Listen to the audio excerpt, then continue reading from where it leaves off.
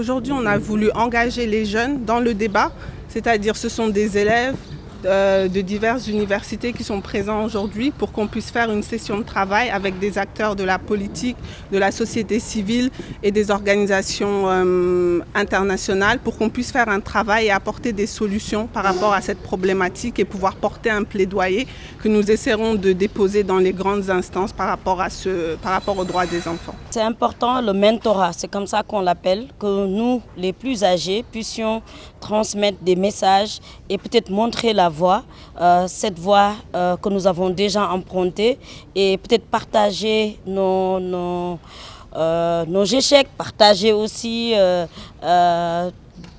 tous nos parcours, le meilleur de nos parcours. Et aujourd'hui, nous sommes très très fiers d'être là aux côtés de ces jeunes pour avoir été une parlementaire enfant, pour avoir été parlementaire à 33 ans à l'Assemblée nationale du Sénégal et aujourd'hui qui continue son chemin pour que tous les enfants du Sénégal, en particulier les enfants de Dakar, soient mieux protégés. Si on doit faire un travail pour les jeunes, pour les enfants, il faut écouter leur voix afin que cela puisse vraiment répondre à leurs besoins. Et ce sont les premiers bénéficiaires de nombreuses politiques qui sont mises en œuvre. Donc nous, dans toutes nos activités, ce qu'on fait, c'est avec et pour les jeunes. Et c'est ça l'objet de cette démarche. Nous, ça va faire presque une vingtaine d'années que l'Empire des enfants existe, que nous nous battons contre cette injustice qui touche les enfants. Donc aujourd'hui, s'il y a la relève, si moi je suis rassurée par la relève quelque part, je ne dis pas que je vais enfin me dire voilà je peux prendre ma retraite, non. Quand on a ça dans sa tête, quand on travaille depuis des années sur des problèmes avec tous ces enfants en situation de rue, avec tous ces enfants qui ont beaucoup de soucis dans les rues du Sénégal, moi j'aimerais ne plus voir un seul enfant traîner, sinon traverser pour aller à l'école, traverser pour rentrer chez eux. Donc aujourd'hui, je suis très contente qu'il y ait la relève parce que c'est hyper important et surtout bénéficier de notre expérience. Il faut que les jeunes continuent à mettre la pression sur l'État. C'est inadmissible dans un pays comme le Sénégal où 70% de la population est jeune, que le jeune soit mis en rade.